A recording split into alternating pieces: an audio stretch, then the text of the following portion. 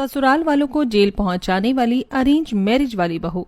Amrita station की भीड़ के बीच छोटे से राम को गोद में उठाए ब्रजेश को जोरदार थप्पड़ मारती है। तेरी इतनी हिम्मत, तूने मुझ पर हाथ उठाया? तू जानती है मैं कौन हूँ?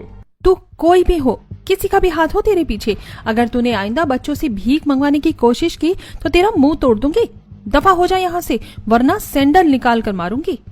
ब्रजेश, निकलते हैं यहाँ से, आसपास बहुत भीड़ है, कहीं भीड़ हम पर टूट पड़ी तो बड़ी प्रॉब्लम हो जाएगी।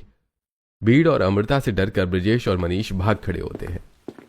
थैंक यू यार नैतिक, तूने मुझे इस बच्चे के बारे में बताया और मैं इस बच्चे को बचा पाई। अरे मैं तो मीडिया रिपोर्टर हूँ, यही तो मेरा काम है। ये काम मीडिया रिपोर्टर का नहीं है, ये काम देश की पुलिस का है जो करप्ट हो चुकी है, जिसकी वजह से ये गुंडे माफिया भीख मंगवाने और गलत काम करने में इन छोटे और मासूम बच्चों का इस्तेमाल कर रहे हैं। दीदी, मुझे बहुत भूख लगी है। हाँ बेटा, मैं अभी तुम्हें पेट भर के खाना खिलाती हूँ। अमृता रेलवे स्टेशन से बाहर निकलती है और एक रेस्टोरेंट में राम को पेट भर के खाना खिलाती है और नैतिक के साथ राम को एक अनाथालय में पहुंचा देती है। ये बेचारे मासूम बच्चा न जाने कितने दिनों से भूखा था, वो दुष्ट इसके हाथ पांव तोड़ने वाला था, पर अब यहाँ ये सुरक्षित है। इतना कहकर अमृता और नैतिक वहां से निकलते हैं और अमृता अपने घर पहुंचती है। तूने रेलवे स्टेशन पर इतना बड़ा ड्रामा क्यों किया? अभी 1.5 घंटे नहीं हुए और तेरी रील पूरे हिंदुस्तान में वायरल हो गई है। माँ वो आदमी उस छोटे बच्चे का हाथ पांव तोड़कर उससे भीख मंगवाने के लिए लाया था। अरे पगली, तू एक लड़की है, इतने जोखिम भरे काम क्यों करती है? आज तूने उस पर हाथ उठाया, कल को अगर वो तेरे ऊपर एसिड फेंक दे तो हम क्या करेंगे? अरे भाग्यवान, तुम क्यों इतनी फिक्र करती हो? हमारी बेटी पर कोई आंच नहीं आएगी। हाँ माँ, तुम चिंता क्यों करती हो? जो गुंडे बच्चों के कंधों पर अपना काला बिजनेस चलाते हैं, उनसे भीख मंगवा कर अपना पेट भरते हैं, ऐसे 2 कौड़ी के लोग मेरा कुछ नहीं बिगाड़ सकते। अब मुझे जल्दी से खाना दो, बहुत भूख लगी है। अमृता अपने पूरे परिवार के साथ खाना खाती है और अगले दिन अमृता नैतिक के साथ अनाथालय के मालिक के पास पहुंचती है, जहां दीपेश खड़ा होता है। आप इस तरह से क्यों बातें कर रहे हैं? और कल जिस बच्चे को मैंने यहाँ छोड़ा था वो बच्चा कहाँ है? अरे उस बच्चे को तो हमने गोद दे दिया, उसे उसके माँ बाप मिल गए। कल मैंने बच्चे को यहाँ छोड़ा और आज ही गोद दे दिया? जरूर कुछ गड़बड़ है। किसे गोद दिया है? मुझे उनका एड्रेस दीजिए। ए लड़के, एक बार में समझ में नहीं आता है क्या? वो लड़का अपनी सही जगह पहुंच गया है, अब चुपचाप यहाँ से निकल जा, ज्यादा कानूनी मत झाड़। अमृता और नैतिक अनाथालय के बाहर आते हैं। अमृता, दाल में कुछ काला लग रहा है। मुझे तो पूरी दाल ही काली लग रही है। तो मीडिया रिपोर्टर है ना, कुछ दिमाग चला। नैतिक आसपास नजर दौड़ाता है। पास के एक दुकान में सीसीटीवी कैमरा लगा होता है। नैतिक अपना आईडी कार्ड लेकर अमृता के साथ दुकानदार के पास पहुंचता है। भैया, मैं मीडिया रिपोर्टर हूँ, आपकी दुकान के बाहर लगे कैमरे की रिकॉर्डिंग देखनी है। दुकानदार 24 घंटे की रिकॉर्डिंग नैतिक को दे देता है, जिसमें देर रात एक वैन राम को जबरदस्ती उठाकर लेकर जा रही होती है। मुझे तभी शक हो गया था जब वो दुष्ट बिना मुझसे लड़ाई किए रेलवे स्टेशन से भाग गए थे। ये लोग कायर हैं, सामने से वार करना जानते ही नहीं है, बच्चों को अपना हथियार बनाते हैं। वैन पर नंबर नहीं है और न ही चेहरा दिख रहा है। वैन जिस तरफ गई है वहाँ खाली कंस्ट्रक्शन बिल्डिंग है, हो ना हो वो लोग वहीं गए होंगे। मैं वहां जा रही हूँ, मेरे फोन करते ही तो पुलिस लेकर आना और उन्हें कुछ बताना मत, वरना किडनैपर्स के पास पहले ही खबर पहुंच जाएगी। अमृता वैन की तरफ निकलती है। सामने एक हाफ कंस्ट्रक्शन बिल्डिंग होती है, जिसमें अमृता छुप जाती है। सामने कई काली परछाइयां दिखती हैं और राम घुटनों पर बैठा होता है। छी, इतने सारे लोग मिलकर एक बच्चे को डरा रहे हैं। मैं अभी नैतिक को फोन करती हूँ। अमृता नैतिक को फोन करती है। थोड़ी देर में पुलिस वहां पहुंचती है और फायरिंग शुरू हो जाती है। अमृता, तो ठीक है ना? मैं ठीक हूँ, पहले उस बच्चे को बचाते हैं, उसे गोली लग सकती है। सभी बदमाशों के चेहरे पर कपड़ा बंधा होता है, जिससे कोई उन्हें पहचान नहीं पाता। एक गुंडे की गोली राम को लगने ही वाली होती है कि तभी अमृता राम को बचा लेती है। यह खबर पूरे शहर में फैल चुकी थी। तभी अमृता नैतिक और राम के साथ घर आती है। तू पागल हो गई है क्या? मेरे लाख समझाने के बाद भी तू वही गलती कर रही है। अब तू इस बच्चे को लेकर यहाँ आ गई। माँ, एक बार इस बच्चे का चेहरा देखो, क्या गलती की होगी इसने की जो इसे भीख मांगने के लिए मजबूर किया जा रहा है? इसे मारा गया, इसकी पीठ पर ये निशान देख रही हो? देख, तू मुझे इमोशनल ना कर। राम के मासूम चेहरे को देखकर मीनाक्षी की आंखें भर आती हैं और मीनाक्षी राम को गोद में उठा लेती है। मीनाक्षी के गोद में आते ही राम मीनाक्षी से लिपट जाता है। देख, मुझे इस बच्चे के लिए बहुत बुरा लग रहा है, पर तू मेरी इकलौती बेटी है। अगर तुझे कुछ हो जाता है तो मैं क्या करती? माँ, भले मेरी जान चली जाए, पर मैं ये बर्दाश्त नहीं कर सकती कि मेरे होते हुए किसी बच्चे पर आ जाए। मैं बच्चों के साथ गलत होता नहीं देख सकती। माँ, मेरी दीदी झांसी की रानी है। वो गोली ही नहीं बनी जो दीदी का खून बहाए। मीनाक्षी, खुद को संभालो। हमारे घर में तुम्हारे दादा ससुर की परछाई ने जन्म लिया है। वो भी क्रांतिकारी थे और ताल ठोक कर गलत को गलत और सही को सही कहते थे। आज मुझे गर्व है कि मेरी बेटी भी वही हिम्मत रखती है। अमृता, इस बच्चे का क्या करेंगे? आज से ये मेरा बेटा है, मेरे साथ रहेगा। पूरा परिवार भावुक होकर एक दूसरे को गले लगा लेते हैं और राम मीनाक्षी के घर का सदस्य बन जाता है। ऐसे कुछ दिन बीतते हैं और एक दिन अमृता के लिए एक बड़े घराने से रिश्ता आता है। जी सुनते हैं, वीर सिंह नाम बताया पंडित जी ने। कहा है आप तैयारी कीजिए, वो लोग हमारे घर अमृता को देखने आ रहे हैं। अच्छा खासा बिजनेस है उनका, 3 बेटे हैं और 1 बेटी है। बड़े बेटे की शादी हो चुकी है। अमृता बेटी, तू क्या चाहती है? शादी करेगी इतने बड़े परिवार में? मम्मी पापा, आपकी जहाँ इच्छा होगी मैं वहाँ शादी कर लूंगी। हाँ मम्मी, जल्दी इसकी शादी करके इसे हमारे घर से भगाओ। वैसे भी बहुत खाना खाती है, सारा राशन खा जाती है और मेरा कमरा भी खाली हो जाएगा। आया बड़ा कमरा खाली होने वाला। खबरदार जो मेरे कमरे में मेरे साइड कदम भी रखा तो। तुम दोनों इतने बड़े हो गए हो फिर भी बच्चों की तरह लड़ते हो। अमृता बेटी, अगर तुझे लड़के वाले पसंद आए तो बस इशारा कर देना, हम हाँ कह देंगे। ऐसे आज का दिन बीतता है। अगले दिन राम स्कूल गया होता है। तभी वीर सिंह का पूरा परिवार सुंदर पहनावे में गाड़ी से उतरता है। कृष्ण मोहन उसका स्वागत करके सोफे पर बिठाते हैं। भाई, मेरे पूरे परिवार की तरफ से आपको भी नमस्कार। आपकी बेटी कहाँ है? जी, हमारी बेटी अंदर है। वैसे आपको हमारी बेटी के बारे में कैसे पता चला? जी, आपकी बेटी को कौन नहीं जानता। उसने बच्चों को बचाने के लिए इतना बड़ा खतरा मोल ले लिया। तभी हमारे मंझले बेटे आयुष को आपकी बेटी पसंद आ गई। अब हमारे देवर जी से बर्दाश्त नहीं हो रहा होगा। जल्दी आप अपनी बेटी को बुलाइए। राजा, अमृता को लेकर आ। सूट सलवार पहने, माथे पर चमकीली बिंदी लगाई अमृता ट्रे में ठंडा शरबत लेकर आती है और सभी को ठंडा शरबत देती है। अमृता बेटी, आयुष है, इसी से तेरे रिश्ते की बात हो रही है। जी, आप मुझे बहुत पसंद है, मैं आपसे शादी करना चाहता हूँ। बेटी, मेरा बेटा तुझे बहुत प्यार से रखेगा। हमारे घर में तू बहू नहीं बेटी बनकर रहेगी। अमृता आयुष को देखती है। आयुष की नजरों में प्यार झलक रहा होता है। अमृता धीरे से कृष्ण मोहन की तरफ पलक झपकाकर हाँ का इशारा करती है। जी, हमें रिश्ता मंजूर है। हम आपके बेटे के प्यार को समझते हैं। अरे, तब तो हम समधी बन गए। समधन जी, सबका मुंह मीठा करवाइए और शादी की तारीख निकलवाइए। मीनाक्षी सबका मुंह मीठा करवाती है। वीर सिंह और कृष्ण मोहन गले मिलते हैं और पंडित को बुलाकर शादी की तारीख निकलवाई जाती है। तय तारीख पर अमृता और आयुष की शादी होती है। अमृता विदा होकर आयुष के साथ अपने बड़े और आलीशान ससुराल में अपने कमरे में आती है। आयुष अपनी अलमारी से एक नेकलेस का सेट निकालता है और अमृता को देता है। अमृता, आज हमारी फर्स्ट नाइट है, इसलिए मैं तुम्हारे लिए गिफ्ट लेकर आया हूँ। ये आयुष मुझसे कितना प्यार करता है। अच्छा हुआ मैंने इससे शादी के लिए हाँ कर दी है। इसी तरह अमृता और आयुष थोड़ी देर बात करते हैं। ऐसी रात बीतती है। अगले दिन अमृता डिजाइनर साड़ी पहनकर हॉल में आती है। मुझे अच्छे से कुकिंग नहीं आती, पर थोड़ा बहुत बना लेती हूँ। कोई बात नहीं बहू, मैं हूँ ना, मैं तुझे सिखा दूंगी। और वैसे भी यहाँ तुझे खाना बनाने की जरूरत नहीं है, हमने इसके लिए नौकर रखे हैं। बस आज रस्म के लिए तो कुछ मीठा बना ले। अमृता अपने मॉड्यूलर किचन में आती है, जहाँ पहले से 2 शेफ खाना बना रहे होते हैं और चूल्हे पर खीर चढ़ी होती है। मैम, आप पतीले में चीनी डालकर खीर बनाकर अपनी रस्म पूरी कर लीजिए। नहीं, रस्म है तो रस्म के तरीके से करूंगी। मैं भी कुछ बनाऊंगी। अमृता शेफ के साथ मिलकर अपने ससुराल वालों के लिए पूरी, सब्जी और खीर बनाती है और बड़े से डाइनिंग टेबल पर सबको परोसती है। वाह बहू, क्या खाना बनाया है। देवरानी जी, ऐसा स्वादिष्ट खाना तो मैं भी नहीं बनाती। भाभी, ये मैंने अपने पॉकेट मनी से बचाकर आपके लिए आईफोन लिया है। ये मेरी तरफ से आपके लिए। आईफोन? नहीं नहीं, मेरे पास मेरा फोन है। अरे ले लो, वैसे भी ये बड़ी कंजूस है, किसी को कुछ देती नहीं है। बेटी, ये मेरी तरफ से तुम्हारे लिए सोने के कंगन। इस तरह अमृता की पहली रसोई पूरी होती है और अगले दिन नाश्ते के बाद वीर सिंह अपने बेटों के साथ फैक्ट्री के लिए निकलने लगता है। अश्विनी, तुम अमृता बहू का ध्यान रखना, हम फैक्ट्री के लिए निकल रहे हैं। पापा जी, मुझे भी अपने साथ लेकर चलिए ना, मुझे भी हमारी फैक्ट्री देखनी है। नहीं नहीं बहू, तुम हमारे साथ नहीं चल सकती।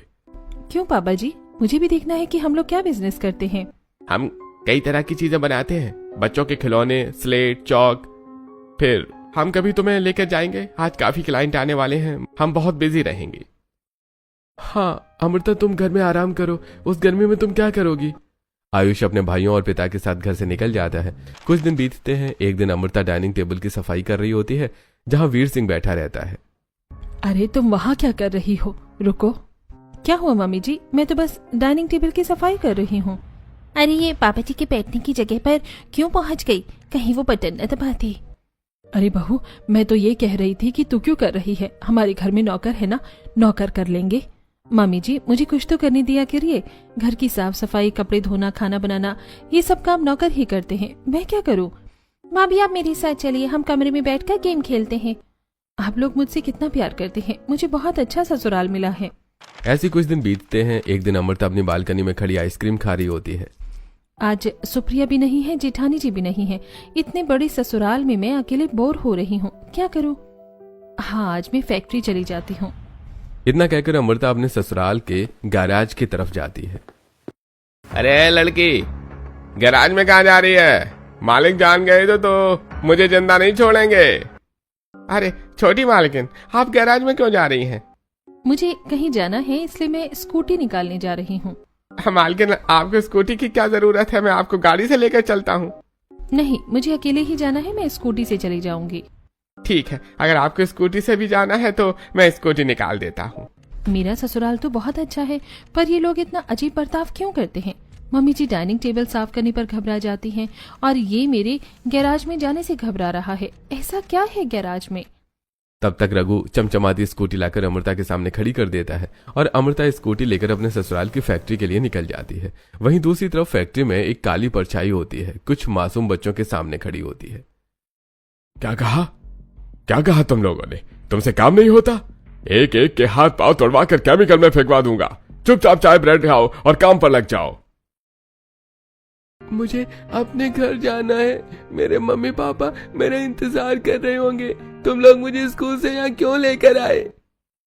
भूल जा अपने मम्मी पापा को, आज से यही तेरी दुनिया है, यही तुझे काम करना है।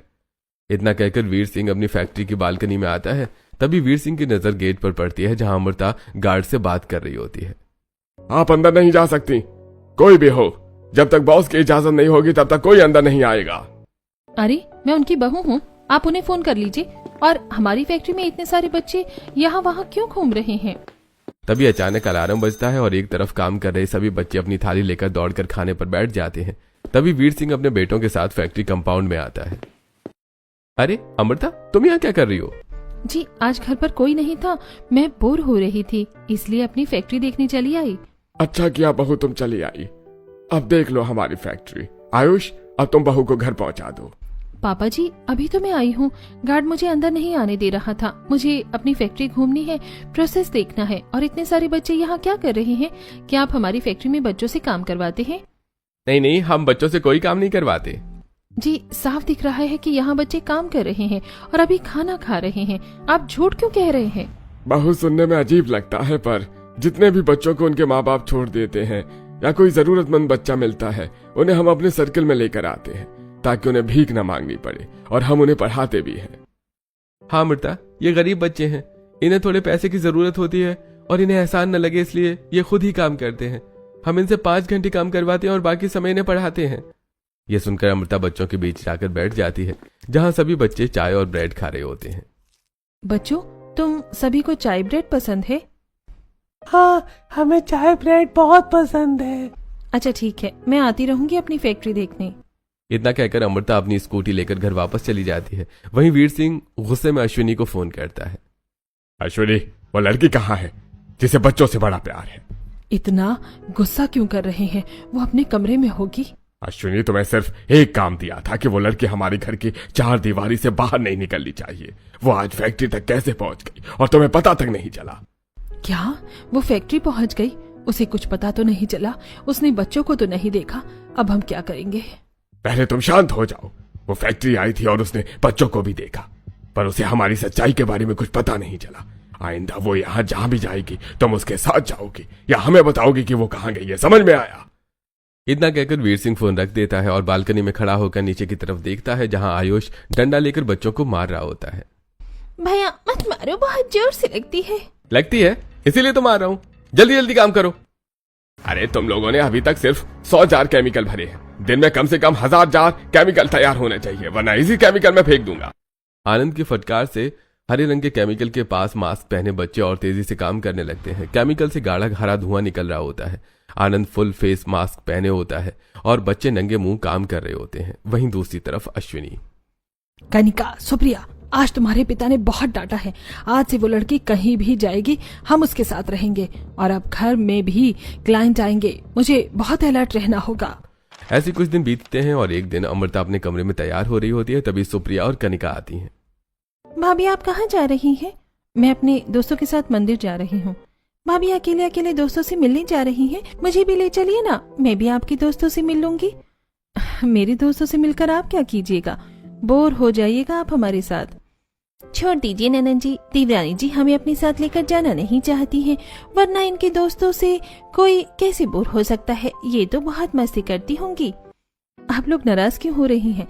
अगर चलना है तो चलिए। वो तो मैं मंदिर जा रही थी इसलिए मना कर रही थी। अमृता तैयार होकर अपनी नंद और जिठानी के साथ घर से निकलती है और मंदिर पहुंचती है, जहां नैतिक राम के साथ आया होता है। दीदी आप आ गई? कितने दिनों बाद आप मुझसे मिल रही हैं? राम, मुझे तेरी बहुत याद आ रही थी।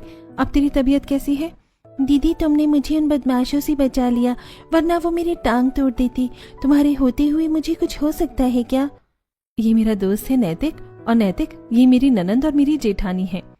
अच्छा, तो ये है आपका दोस्त? इसी के साथ आप मंदिर आ रहे थे? अमृता सभी के साथ भगवान का दर्शन करती है और प्रसाद लेकर नीचे उतर रही होती है। सीढ़ियों पर सिर्फ पैंट पहने छोटा बच्चा बैठा होता है। दीदी, बहुत दिनों से भूख लगी है, कुछ पैसे दे दो। ये क्या नैतिक, ये बच्चा यहाँ भीख मांग रहा है? तुझे पता नहीं है? तुम्हें भूख लगी है, मैं तुम्हें पेट भर के खाना खिलाऊंगी, पर तुम्हें यहाँ किसने बैठाया और भीख मांगने के लिए किसने कहा? अच्छा हुआ मैं इसके साथ आ गई, वरना इसकी बच्चों की मदद करने की आदत हमें ले डूबेगी। देवरानी जी देखिए, वहाँ भी कुछ बच्चे बैठे हैं। कनिका के कहने पर अमृता और नैतिक दूसरी तरफ देखते हैं, जहां कोई भी नहीं होता और इधर वो बच्चा भी गायब हो जाता है। कहाँ भाभी? वहाँ तो कोई नहीं है। अरे कहाँ गए? अभी तो थे। ये बच्चा कहाँ गया? अभी हमने नजर हटाई और ये गायब हो गया, ऐसा कैसे हो सकता है? भाभी, वो चला गया होगा, हम बात करने लगे तो उसे लगा होगा हम कुछ देंगे नहीं। छोड़िए, बहुत तेज सूप है। हे भगवान, तो क्यों इन बच्चों के साथ इतना जालिम बनता है? न जाने कहाँ चला गया होगा वो, वरना मैं उसे अपने साथ ले आती। वैसे भी मेरे ससुराल वाले बच्चों की मदद करते हैं। अमृता अपनी नंद और जिठानी के साथ घर की तरफ निकल जाती है। वहीं दूसरी तरफ दीपेश और ब्रजेश मंदिर के पीछे बच्चे का मुंह बंद करके उसे वैन में उठाकर लेकर चले जाते हैं। ऐसी कुछ दिन बीतते हैं और एक रात अमृता आयुष के साथ सो रही होती है। तभी आयुष को एक फोन कॉल आता है। इस वक्त तो तुम फैक्ट्री में होगे, मुझे फोन क्यों कर रहे हो? अरे छोटे मालिक, केमिकल में कुछ गड़बड़ हो गई है, जल्दी आइए, मुझे समझ में नहीं आ रहा है। क्या? जरूर तुम लोगों ने कुछ गड़बड़ी की होगी, रुको मैं अभी आता हूँ। क्या हुआ? आप ऐसे अचानक कहाँ जा रहे हैं? चुपचाप सो, मुझसे ज्यादा सवाल जवाब मत करो। ये क्या आयुष, तुम मुझसे इस तरह क्यों बात कर रहे हो? आई एम सॉरी अमृता, वो एक इमरजेंसी है इसलिए मेरे मुंह से निकल गया। तुम आराम करो, मुझे फैक्ट्री जाना होगा। इतना कहकर आयुष वीर सिंह और आनंद के साथ घर से निकलता है और फैक्ट्री पहुंचता है, जहां कई बच्चे बेहोश पड़े होते हैं। किसी के सिर पर बाल नहीं होते हैं, किसी के शरीर पर दाने और फोड़े होते हैं। देखिए ना सर, ये बच्चे काम करते हुए बेहोश हो रहे हैं। पहले हम सभी के लिए मास्क लेकर आओ, इतना खतरनाक केमिकल खुला हुआ है और हमें यहां बुला लिया। ब्रजेश, आयुष, वीर सिंह और आनंद तुरंत फुल फेस मास्क और ग्लव्स पहनते हैं। कितने दिन हुए इन बच्चों को यहां लेकर आए हुए? पापा, इन बच्चों को यहां काम करते हुए 2 साल हुए हैं और 1 साल इन्होंने भीख मांगी है। क्या सिर्फ 3 साल में इन बच्चों पर केमिकल का असर होने लगा? पहले तो 5 साल में असर होता था। पापा, पहले हम दिन के 500 या 600 जार केमिकल बनवाते थे, अब बड़े बड़े कॉन्ट्रैक्ट हो गए हैं और एक दिन में 10 बच्चों पर हजार जार बनाते हैं। तो और बच्चे लेकर आओ, इस तरह तो हमारा प्रोडक्शन कम हो जाएगा। पापा चिंता मत कीजिए, मैंने 100 बच्चे और मंगवाए हैं, कल आ जाएंगे। साहब, इन बच्चों का क्या करूं? इन्हें कैप्सूल वाले काम के लिए भेज दो, मैं एक्सपर्ट डिपार्टमेंट से बात कर लेता हूं। फिर वीर सिंह और आनंद ऑफिस में जाकर बैठ जाते हैं और आयुष खतरनाक केमिकल की जांच पड़ताल करने लगता है। दिन बीतता है। अगले दिन दोपहर के वक्त आनंद एक अंधेरे कमरे में आता है, जहां 15 बच्चे कैप्सूल निगल रहे होते हैं। उनके सिर पर बाल नहीं होते, शरीर पर दाने होते हैं और आंखों पर पट्टी बंधी होती है। मुझसे और कैप्सूल नहीं निकली जाएगी। ए लड़के, चुपचाप पानी के साथ इन कैप्सूल्स को निकाल, वरना गरम चिमटे से तेरी दोनों आंखें फोड़ दूंगा। मार दो मुझे, क्यों जिंदा रखा है? जब से तुम लोग हमें यहाँ लेकर आए हो, तिल तिल तो हम मर ही रहे हैं। एक बार में मार के खेल खत्म करो। चिंता मत कर, तेरी जिंदगी के कुछ ही दिन बचे हैं। अब चुपचाप पानी के साथ इन कैप्सूल्स को खा और अपनी आखिरी सांसों में भी हमारी मदद कर। आयुष ने एक्सपोर्ट डिपार्टमेंट से बात कर ली है। इन सभी बच्चों को कल एयरपोर्ट लेकर जाना। बिना किसी चेकिंग के ये सब एरोप्लेन में बैठ जाएंगे। इन्हें कुछ खाने पीने का मत देना और ना ही बाथरूम जाने देना। सीधा श्रीलंका में वहां ले जाना जहां मैंने बताया है। अगले दिन सभी बीमार बच्चों को अच्छे कपड़े और टोपी पहनाकर एक वैन में बिठाया जाता है और ब्रजेश सभी बच्चों को लेकर एयरपोर्ट पहुंचता है। बिना चेकिंग के सभी बच्चे एरोप्लेन से श्रीलंका पहुंचते हैं और ब्रजेश एक खंडर अस्पताल में सभी बच्चों को लाता है। इस बार सिर्फ 15 बच्चे हैं। हाँ, आप जल्दी अपना काम शुरू कीजिए। डॉक्टर कार्तिक को लेकर एक कमरे में जाता है और थोड़ी देर बाद अपने हाथों में खून में सनी प्लास्टिक में बच्चों की निगली हुई कैप्सूल्स लेकर बाहर निकलता है। यह क्या? एक बच्चे के पेट में सिर्फ आधा किलो ही कैप्सूल है? अरे भाई, मुझे नहीं पता किसके पेट में कितना है। मैंने बच्चों को पहुंचा दिया। अब आप जल्दी अपना काम करो। और आपको पता है ना इन बच्चों का क्या करना है। आज तो इन बच्चों का आखिरी दिन है। आज तो इन्हें दुनिया से मुक्ति मिल जाएगी। तुम जाओ, मैं अपना काम कर लूंगा। ब्रजेश वापस इंडिया आने के लिए निकल पड़ता है और डॉक्टर ऑपरेशन करके सभी बच्चों के पेट से दवाइयां निकाल लेता है। ऐसे कुछ दिन बीतते हैं और एक दिन अमृता अपने कमरे में दोपहर के समय सो रही होती है। तभी अश्विनी आती है। बहू अमृता, उठ, जल्दी उठ बहू। हाँ मम्मी जी, क्या हुआ? बहू जल्दी चल, हमें शॉपिंग मॉल जाना है कपड़े लेने। कपड़े लेने इतनी तेज धूप में, वो भी अचानक? बहू बहुत दिन हो गए तुझे कोई कपड़े नहीं दिलाए। चल आज तुझे नए कपड़े दिलाती हूँ। नहीं मम्मी जी, मुझे कपड़े नहीं लेने, मेरे पास बहुत कपड़े हैं। अरे बहू, मैं कह रही हूँ चल मेरे साथ, तो चल मेरे साथ, मुझे कपड़े लेने हैं। ये मम्मी जी को अचानक क्या हो जाता है? इतनी तेज धूप में कपड़े लेने क्यों जा रही हैं? अब ये कह रही है तो जाना ही पड़ेगा। अश्विनी अमृता को लेकर घर से कपड़े खरीदने के लिए निकलती है। तभी घर में वीर सिंह अपने बेटों और फॉरेनर क्लाइंट के साथ डाइनिंग टेबल के पास आता है। कनिका बहू, वो लड़की इस वक्त घर पर नहीं है ना? नहीं पापा जी, मम्मी जी उसे अपने साथ लेकर गई हैं। वीर सिंह, जल्दी हमें सैंपल दिखाइए। हाँ, अभी दिखाता हूँ। इतना कहकर वीर सिंह डाइनिंग टेबल पर अपनी बैठने वाली जगह के नीचे लगे बटन को दबाता है। बटन दबाते ही डाइनिंग टेबल थोड़ी ऊपर की तरफ उठ जाती है और उसका ढक्कन खुलता है। अंदर गोला बारूद और गन रखे होते हैं। Fantastic mister Veer Singh, I loved it. अब हमें इन गन्स की खासियत बताइए। मिस्टर विलियम और मिस्टर इब्राहिम, ये सारे गन ईरान के मिलिट्री कैंप के हैं। हमारे आदमियों ने वहां से चुरा कर ये इंडिया भेजे हैं। एक एक गन स्पेशली वॉर के लिए तैयार किया गया है। हमें ऐसे ही हथियारों की जरूरत थी। हमें 100 पीस एवरी गन के चाहिए और हमें खास आपके इंडिया से मिलने वाले वो केमिकल्स और वो दवाई भी चाहिए। डोंट वरी, आपको गन गोला बारूद आप जहां कहेंगे वहां हम भिजवा देंगे। बट पैसे इंडियन करेंसी में चाहिए और कैश चाहिए। और वो केमिकल और दवाइयां श्रीलंका के थ्रू आपके पास पहुंच जाएंगी, बट उसके पैसे आपको कैश श्रीलंका की करेंसी में देने होंगे। डोंट वरी, आप लोग जैसे चाहेंगे वैसे आपको पेमेंट मिल जाएगी। बस हमारा सामान 15 दिन के अंदर सही समय पर डिलीवर हो जाना चाहिए। फॉरेनर क्लाइंट्स नशीली दवाइयों और गोला बारूद की डीलिंग करके चले जाते हैं और वीर सिंह डाइनिंग टेबल को बंद कर देता है। वहीं दूसरी तरफ अश्विनी अमृता को गाड़ी में लेकर शहर में घुमा रही होती है। मम्मी जी, 1 घंटे से आप मुझे शहर के चक्कर कटवा रही हैं। आखिर कौन सा मॉल ढूंढ रही हैं आप? मुझे नाम बताइए, मैं गूगल में चेक करती हूँ। अरे तू मेरे ड्राइविंग का मजा ले, देख मैं कितनी अच्छी ड्राइविंग कर रही हूँ और मुझे याद नहीं आ रहा वो मॉल कौन सा था। अच्छा 1 घंटा हुआ क्या? मम्मी जी 1 घंटे से ज्यादा हो गए हैं। अब तक तो काम हो गया होगा। चल हम घर चलते हैं। काम? कैसा काम? अरे कोई काम नहीं, चल घर चलते हैं, फिर कभी आएंगे कपड़े खरीदने। अमृता अश्विनी की बातों से हैरान हो जाती है और चुपचाप घर वापस लौट आती है। ऐसे कुछ दिन बीतते हैं और एक दिन फैक्ट्री में दीपेश भागते हुए वीर सिंह के पास आता है। बॉस, हमारी फैक्ट्री से एक बच्चा गायब है। बेवकूफ, जल्दी उस बच्चे को ढूंढो। अगर वो किसी के हाथ लग गया तो हमारी पोल पट्टी खुल जाएगी। कब आया था वो बच्चा और फैक्ट्री में क्या काम करता था? वो पिछले 3 सालों से केमिकल का काम कर रहा है। अरे उस बच्चे को देखकर कोई भी समझ जाएगा कि कुछ गड़बड़ है, जल्दी उसे ढूंढना होगा। वीर सिंह के आदमी पूरे शहर में गायब हुए बच्चे की तलाश करने लगते हैं। तभी वीर सिंह अश्विनी को फोन करता है। वो लड़की कहाँ है? घर पर है ना? हमारी फैक्ट्री से एक बच्चा गायब हुआ है, कहीं उसे ना मिल जाए। नहीं नहीं, वो घर से बाहर नहीं निकली है, मैं एक बार कमरे में देख लेती हूँ। अश्विनी अमृता के कमरे में आती है जहाँ अमृता नहीं होती है। नहीं, वो कमरे में तो नहीं है। अरे उस लड़की का गायब होना, हमारी फैक्ट्री से बच्चे का गायब होना, जरूर कुछ बात है। तुम लोग बिल्कुल बेकार हो, किसी काम के नहीं हो। अश्विनी कमरे से बाहर आती है और कनिका सुप्रिया को बुलाती है। तभी तीनों की नजर किचन में दूध गर्म कर रही अमृता पर पड़ती है। मम्मी पापा को फोन करके बता दो कि ये लड़की यहीं पर है। 1 मिनट, ये लड़की तो दूध नहीं पीती है, इस दोपहर में ये दूध किसके लिए गर्म कर रही है? कहीं ऐसा तो नहीं ये घर के बाहर निकली हो और बच्चे को घर में लेकर आई हो? देखना पड़ेगा। अश्विनी अपनी बहू और बेटी के साथ हॉल में आती है। तब तक अमृता गायब हो चुकी होती है। ये लड़की कहाँ गायब हो गई? अभी तो यही थी। कनिका तुरंत आनंद को फोन करती है और सारी बात बता देती है। तुम पागल हो गई हो क्या? वो लड़की दूध लेकर घर में कहीं गायब हो गई, तो मैं क्या करूं? क्या? कौन दूध लेकर घर में गायब हो गया?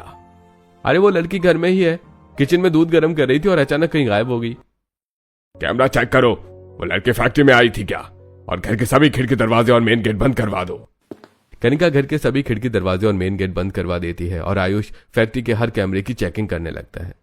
नालाई को 16 साल का था जब मैंने ये साम्राज्य बनाना शुरू किया, और तुम लोगों की बेवकूफी की वजह से एक दिन में सब चौपट हो जाएगा। वो लड़की फैक्ट्री आई, तुम्हें पता नहीं चला, न घर में किसी को पता चला। वीर सिंह ब्रजेश के साथ कुछ आदमियों को घर भेजता है। 1 घंटे तक सभी अमृता को ढूंढकर थक जाते हैं और वीर सिंह को फोन करते हैं। बेवकूफो, वो हॉल से गायब हो गई, उसका मतलब उसे हमारे सीक्रेट कमरे के बारे में पता चल गया होगा। सीक्रेट कमरे की तलाशी लो। अश्विनी बुक शेल्फ की एक बुक खिसकाती है और हॉल की जमीन में एक दरवाजा खुलता है। सभी नीचे आते हैं जहां अमृता एक बीमार बच्चे को दूध पिला रही होती है। अरे पकड़ो इस बच्चे को और इस लड़की को। याद है ना मेरा थप्पड़? मुझे तुम लोगों की काली करतूतें पता चल गई हैं। अब मैं तुम सबको सबक सिखाऊंगी। इतना कहकर अमृता अपने एक हाथ में कैमरा पकड़े हुए एक डंडे से ब्रजेश के माथे पर मारती है और कमरे से निकलकर बाहर भाग जाती है। ब्रजेश और उसके आदमी पूरे शहर में अमृता का पीछा करते हुए एक पहाड़ की चोटी पर पहुंचते हैं। अगर अपनी भलाई चाहती हो तो वो कैमरा चुपचाप मुझे दे दो, मैं तुम्हें छोड़ दूंगा। आथू, कायर कहीं के, बच्चों को शिकार बनाते हो। दम है तो मुझसे ये कैमरा लेकर दिखाओ। ब्रजेश अमृता की तरफ झपटता है। अमृता पीछे हटती है और एक गहरी खाई में गिर जाती है। ब्रजेश, ये तो खाई में गिर गई, कैमरा लेकर अब हम क्या करें? अरे अच्छा हुआ ना, हमने अपने हाथ भी गंदे नहीं करने पड़े और ये मर भी गई। कैमरा तो टूट कर खराब हो गया होगा। ब्रजेश और दीपेश ये खबर अपने वीर सिंह को देते हैं। पूरा परिवार खुशियां मनाने लगता है। वहीं बच्चे को दोबारा फैक्ट्री भेज दिया जाता है। अच्छा हुआ जो लड़की खुद ब खुद पहाड़ की चोटी से गिरकर मर गई। पूरा परिवार आराम से सो जाता है। अगली सुबह वीर सिंह अपने बेटों के साथ फैक्ट्री पहुंचता है। फैक्ट्री के सभी बच्चे एक तरफ बैठे होते हैं। Police, media reporters, corrupt officers और नेता घुटनों के बल बैठे होते हैं। बच्चों भागो, लगता है सीआईडी ने हमारी पोल पकड़ ली है।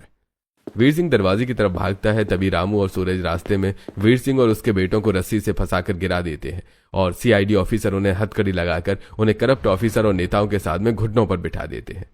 तुम लोगों ने हमें क्यों पकड़ा है? बंद कर अपना ड्रामा, वरना यही एनकाउंटर कर दूंगा तुम्हारी। बहू ने हमें तुम्हारी सब सच्चाई बता दी है। तभी अमृता नैतिक के साथ सामने आती है। तुम तो पहाड़ से गिरकर मर गई थी, यहाँ कैसे आ गई? पहाड़ से मैं नहीं, सिर्फ कैमरा गिरा था। मैं तो एक उभरी हुई चट्टान पकड़कर बच गई और जिन बच्चों को तुम जरिया बनाते हो उसी बच्चे ने नैतिक को बुलाया और मेरी जान बचा ली। और मैं तो सिर्फ कैमरा लेकर भागी थी। चिप तो बच्चे के पास थी जो उसने नैतिक को दी है। इतना कहते ही नैतिक अपने कैमरामैन के साथ रिपोर्टिंग शुरू करता है। आपके ससुराल वाले गैर कानूनी काम कर रहे हैं, यह आपको पता कैसे चला? आधी रात को आयुष घर से निकलता है। लगता है कोई बड़ी इमरजेंसी है, मुझे भी आयुष के साथ जाना चाहिए। अमृता परेशान होकर आयुष के पीछे उसकी फैक्ट्री पहुंचती है और चुपके से उनकी सारी बातें सुन लेती है। मेरी ससुराल वाले बच्चों से गैर कानूनी काम करवाते हैं, अब मैं आपको दिखाती हूँ। अमृता मीडिया रिपोर्टर्स को केमिकल बना रहे हैं जगह पर ले जाती है। ये वो जानलेवा केमिकल है जिससे नकली हार्मोन्स बनाए जाते हैं और ये केमिकल पिंडर के जंगलों में ही पाया जाता है। इसका धुआं कितना खतरनाक होता है ये आप बाहर बैठे बीमार बच्चों को देखकर अंदाजा लगा सकते हैं। फिर अमृता पैकेजिंग एरिया में जाती है जहां बच्चों के खिलौने, स्लेट और चौक रखे होते हैं। आपको लगता होगा यहाँ बच्चों के खिलौने बन रहे हैं। इन खिलौनों में बारूद की तस्करी होती है और ये जो चौक बच्चों के भविष्य की शुरुआत होती है, जिसे मेरे ससुराल वालों ने युवा पीढ़ी को खत्म करने का जरिया बनाया है। ये नशीली दवाइयों के बनाए गए शौक हैं जिसे ऊंचे दामों में बेचते हैं ये। और इन स्लेट पर जो लकड़ियां लगाई गई हैं वो चंदन की लकड़ियां हैं जिसकी तस्करी होती है। और उन बच्चों का क्या जो बीमार हो जाते हैं? पहले उन बच्चों से यहाँ काम करवाया जाता है और बच्चे भागने की कोशिश ना करें इसलिए उन्हें चाय ब्रेड खिलाई जाती है, जिस ब्रेड में नशीली दवाइयाँ होती हैं। और जब धीरे धीरे काम करते हुए केमिकल की वजह से उनकी बॉडी ऑर्गन खराब होने लगते हैं तो उनके पेट में नशीली गोलियां भरकर श्रीलंका भेजते हैं। अमृता अपने ससुराल वालों की सारी पोल पट्टी खोल देती है। कोर्ट ऑफिसर अमृता के पूरे ससुराल और इस खेल में शामिल सभी को उम्र कैद की सजा देती है और ससुराल वालों की नाजायज संपत्ति सरकार को सौंपकर अमृता बच्चों के लिए एक आरोग्य सेंटर खोलती है जहां सभी बच्चों का मुफ्त इलाज होता है और उन्हें पढ़ाया जाता है।